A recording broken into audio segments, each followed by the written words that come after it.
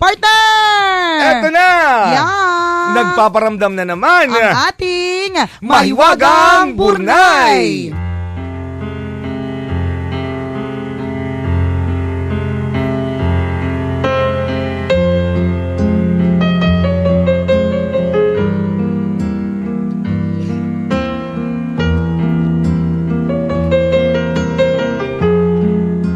So yun pala yung chismis, no? May bago na naman daw dating na ano eh. Wala, hindi totoo. Ganun. Kayo naman, makapag-chismis kayo. Yung mga nababasa... Sabihin ng mga tao, mga chismoso talaga yung mga tao dito. mga nababasa po ninyo, huwag kayong nagagalit agad. Hindi yung totoo. Tama.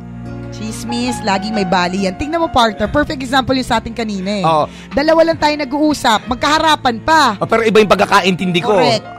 Ganyan ang chismis. Kaya, don't believe everything that you hear and everything that you read.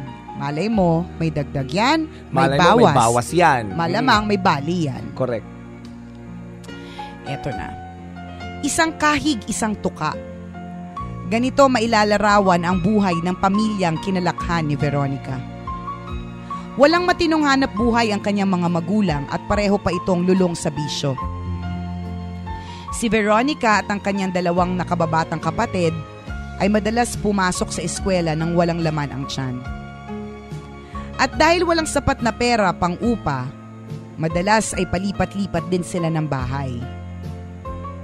Kundi dahil sa kaunting suporta ng lolo ni Veronica, ay maaaring sa kalsada na lamang sila tumira. Dahil sa ganitong kalagayan ay patuloy na nagsisikap si Veronica sa pag-aaral. At habang nasa kolehiyo, ay isang school project ang tuluyang nagpabago sa buhay ng dalaga. Sa product design class ni Veronica, ay naatasan siyang lumikha ng isang produkto na maaaring makatulong sa kanilang komunidad. Sa pagnanais na makakuha ng mataas na marka, ay ibinuhos ni Veronica ang kanyang oras at talino sa pag-iisip ng nasabing produkto. Dapat naman talaga pag estudyante ka at binigyan ka ng assignment, kakaririn mo. Correct, 99% perspiration yan. Tama. Kasama ang kanyang lolo ay naglibot si Veronica sa kanilang lugar para alamin ang pangunahing problema ng kanilang komunidad. At sa kanyang mga ginawang pagtatanong at obserbasyon, nalaman ni Veronica na ang pangunahing problema ng kanilang lugar ay ang dumadaming bilang ng mga palaboy sa lansangan. Hindi na iwasang mapaluha ni Veronica sa kanyang nakita. Nagkalat, malamig, sa kalsada, ang mga pamilya na nagugutom, giniginaw, at walang sariling bubong. Baka trip nila yon. Oo nga, gusto nila yung giniginaw sila. Gusto nila mag-picnic sa labas. Lolo, salamat po. Kung hindi dahil sa inyo, ay baka palaboy na rin kami ng mga kapatid ko. Gaya na nakikita natin ngayon sa kalsada. Bitbit ang isang inspirasyon ay sinimulan na ni Veronica ang kanyang proyekto. At matapos ang mahabang oras ng pag-iisip, ay naisip niya na gumawa ng isang produkto na tatawagin niyang The Coat. The Coat. Gusto ni Veronica na gumawa ng isang espesyal na coat o jacket at sleeping bag in one. Jacket at sleeping bag in one para sa mga palaboy sa lansangan. Ang makapal na jacket ay mako-convert sa isang higaan na magagamit ng mga palaboy sa gabi. Magandang idea. Ha? Pagising sa umaga, ay maaari na itong tupiin ulit para maging jacket na maisusuot at madadala kahit saan. Sa pamamagitan ng produkto ni Veronica, ay maaaring maiwasan ang pagkamatay ng ilang mga palaboy dahil sa lamig. Sinimulan na ni Veronica ang paggawa ng mga product prototype.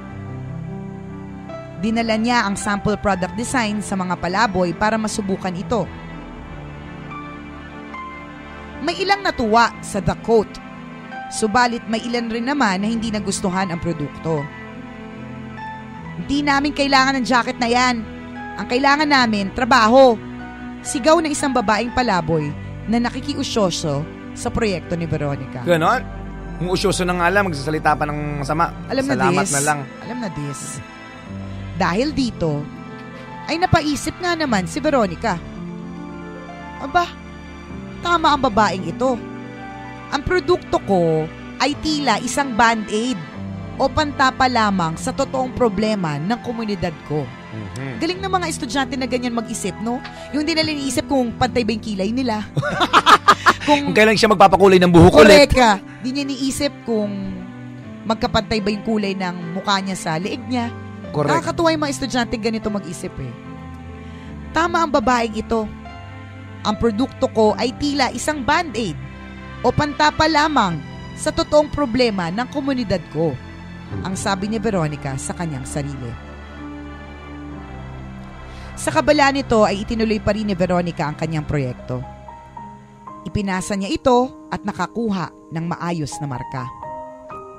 Sa kanyang pagtatapos sa kolehiyo ay isang malaking desisyon ang ginawa ni Veronica.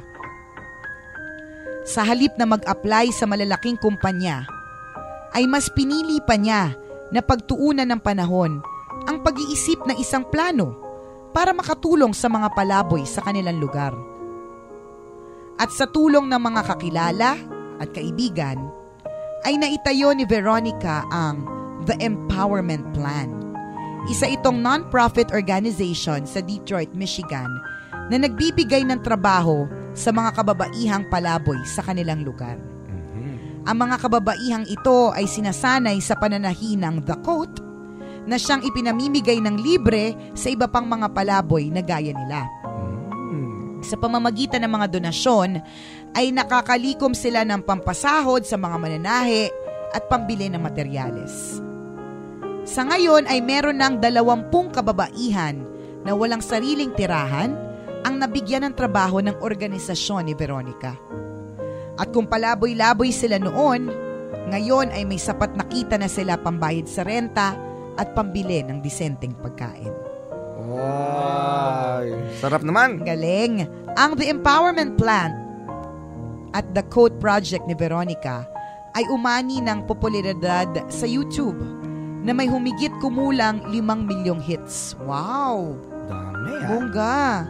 Dahil dito ay patuloy ang paglago ng organisasyon at patuloy ang pagdami ng mga palaboy na natutulungan. Si Veronica Scott ay ang pinakabatang nakatanggap ng John F. Kennedy New Frontier Award noong 2012 dahil sa katangi-tanging galing na ipinakita sa paglikha ng nasabing organisasyon. Mapapatunayan sa buhay ni Veronica na ang pangarap na may kabuluhan ay ang pangarap na hindi makasarili at may malasakit sa sangkatauhan.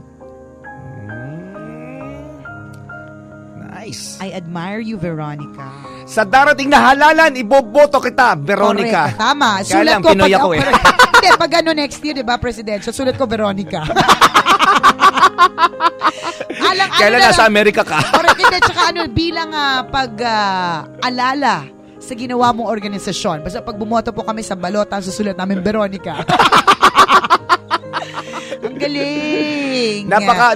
Yun ang nakakatuwa. Isipin mo sa murang edad. Correct ka. Isipin mo, di ba, yun nakaagad yung takbo ng utak niya ang makatulong sa ibang tao. Ang galing ano. With no selfish intention. Correct. Yun yung sabi, hindi makasarili. Correct. Kasi ganun tayo pag tumutulong tayo minsan kasi gusto natin ng recognition. Correct. Di ba kung magpatawag tayo ng media kasi ito meron tayong charity works dito, tawagin lahat ng media, magpapapress ko nako. Yun. Di ba? Ito. Hindi, walang ganun-ganun. Basta nag-e-enjoy siyang tumulong sa ibang tao. At saka ang galing nung naisip niya na proyekto in the first place, yung The Coat. Correct. Pwede naman siyang gumawa ng magandang damit.